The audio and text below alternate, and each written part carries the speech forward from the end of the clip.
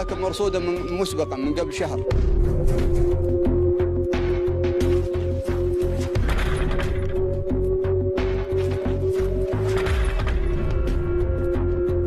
تم ضبط الاشخاص الان وتم تسجيل رقم اعداد المنزل الكهرباء.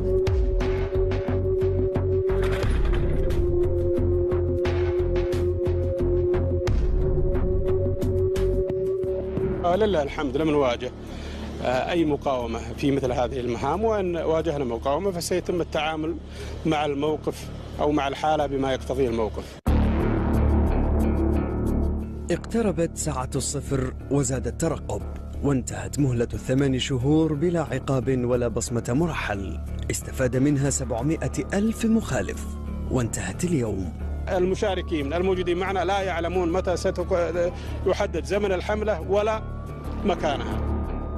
51 جهة حكومية تستعد للانطلاق. نحن الآن في موقع تجهيز للانطلاق، المكان مجهول والساعة مجهولة، وننتظر حتى الآن تحديد الموقع. بكل صراحة إذا وجدنا أن المعلومات سربت أوقفنا الحملة أو استبدلنا الموقع بموقع آخر. الحزم سمة هذه الحملة ونداؤها. حازم دال، مساء الخير لكم جميعا. تنطلق حملتكم على بركة الله هذه الليلة لتحقيق الأهداف السامية والمرجوة من هذه الحملة. بطريقة مفاجئة قامت القوات الأمنية المشتركة بتطويق حيي الكرنتينة وغليل جنوب جدة. توجهت بشكل مباشر إلى منازل تم التحري عنها مسبقا. نصل للهدف المحدد، طبعا نتعامل معهم في توجيهات واضحة، وحنا مسلمين نتعامل أول شيء وأهم نقطة اللي هي الجانب الإنساني، هذا أهم شيء، ونحن مسلمين وقبل ذلك يعني حريصين، والقيادة الرشيدة يعني حريصة على النقطة هذه. سنعاملهم بكل احترام وبكل أخلاقيات، بأخلاقيات المواطن السعودي المسلم. نطرق الباب المرحلة الأولى، يعني بعد ما نضع الأشياء والاحتياطات هذه نطرق الباب، نتأكد من الشخص المرة الأولى والثانية والثالثة.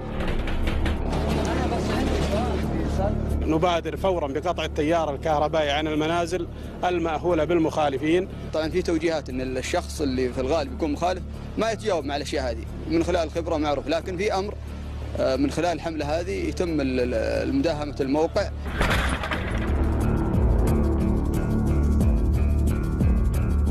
حقائب سفر جاهزة ومعدة مسبقا لمثل هذا الموعد. وطن بلا مخالف لن تكون شعارا للحملة الأمنية الميدانية المشتركة لضبط مخالفي أنظمة الإقامة والعمل، وإنما هي الهدف. والله جاءت الحكومة قلنا له خلاص ننزل، بعد ما خلاص الموضوع انتهى. معك إقامة؟ ما معي. ما معك؟ أيوه. كم لك هنا؟ ها؟ كم لك هنا؟ لي 4 سنين.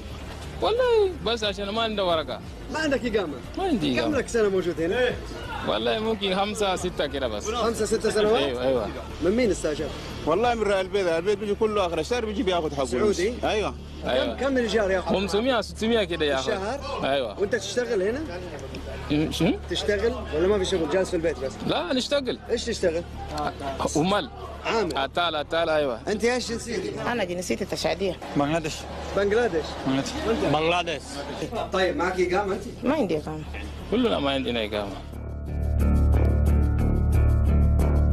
كل وافد ليس لديه سجل مدني يثبت هويته أو مخالف لأنظمة الإقامة والعمل أو لم يغادر السعودية بعد انتهاء صلاحية إقامته هو هدف هذه الحملة، وتتسع دائرة الهدف للبيئة الحاضنة للمخالفين وعلى رأسهم المواطن. أمام النظام وأمامنا جميعا المخالف الأول هو من يأوي أو يشغل المخالف، سوف تطالع العقوبة وتكون صارمة.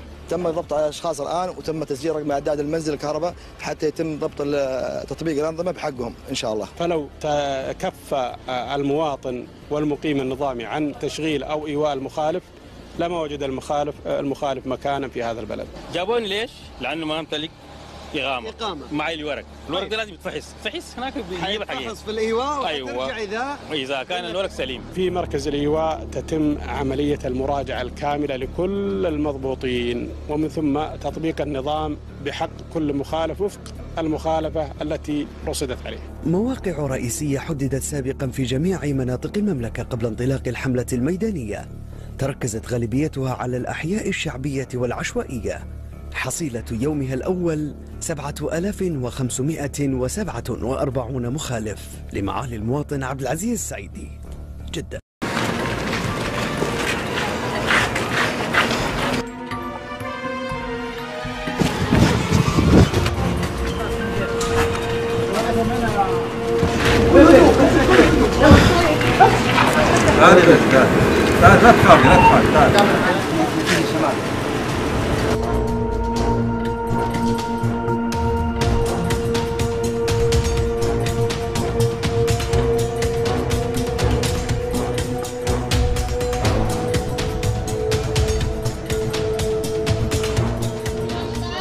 يلا نوديك مستشفى. يلا اللي عندك هاي تعال يلا. خذ الحليب مع الحليب. يلا خذي. الحليب جوا خذي. روح خذي. انتبه. شغل النار جوا يعني.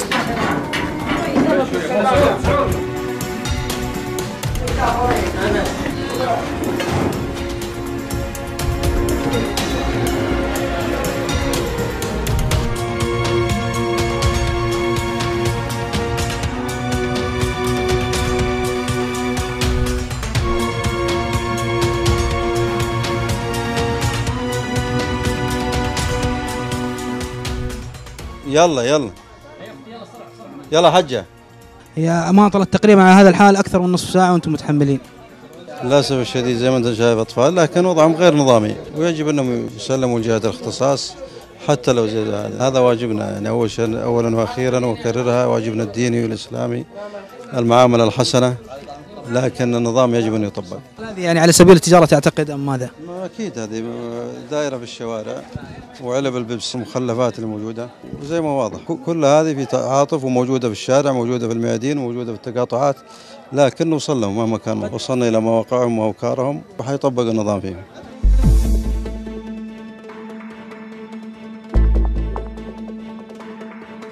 هذول أطفالك؟ لا أنا أخوه. جيت حج ولا عمرة؟ أمي جا عمرة، نحن مولودين هنا. أنت مولود هنا؟ طيب أنت مخالف دحين على النظام. إيه. وليش طيب تجي؟ بس نحن جالسين نحاول نظبط أوضاعنا. ما تظبط أوضاعك وأنت جالس بطريقة غير مشروعة. طيب نحن مولودين وهنا إيش نسوي هنا؟ طيب عموما أنتم مخالفين ومقدرين وضع أطفالكم ووضع، بس النظام حيطبق عليك. لازم تترحل، وإذا كان لك نصيب تجي بطريقة نظامية وهو الأفضل. طيب ماشي. يلا تفضل. هاي تفضل. يلا أعطوهم فرصة ياخذوا أغراضهم. خذ اللي تبغاه، أغراضك اللي تبغاها خذيها، ملابس خذ اللي تبغاه. يلا. أي نعم من مخالفين لنظام الإقامة، لكن لابد أن يكون لنا دور في التعامل الإنساني، وهذه تعليمات ديننا الحنيف. مواصلين الحملات إن شاء الله. إن شاء الله حتى يتم تطهير جميع الأحياء الشعبية وخلافه. هذه تعليمات يجب أن ننفذها وواجبنا جميعا. ما في إقامة تقول لي. في إقامة ولا ما في؟ بس. اللي هناك فين شغالة؟ جيت عمرة؟ يلا تفضل. فين جبتها؟ كذب على الجهاز هنا برا. يطلع. سلموها. يلا نتأكد أنت حارس ولا غير. خذ هذا يا محمد. خذ هذا يا زيد.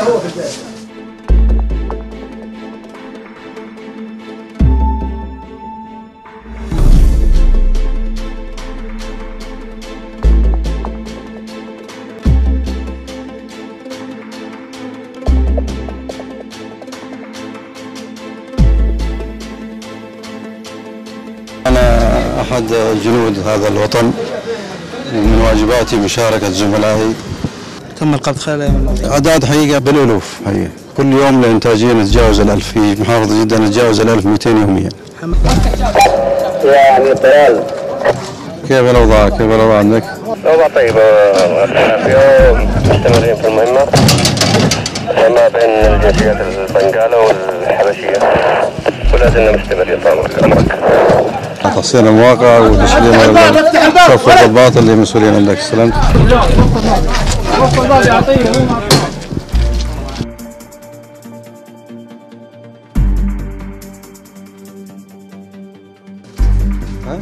كرين؟ جي.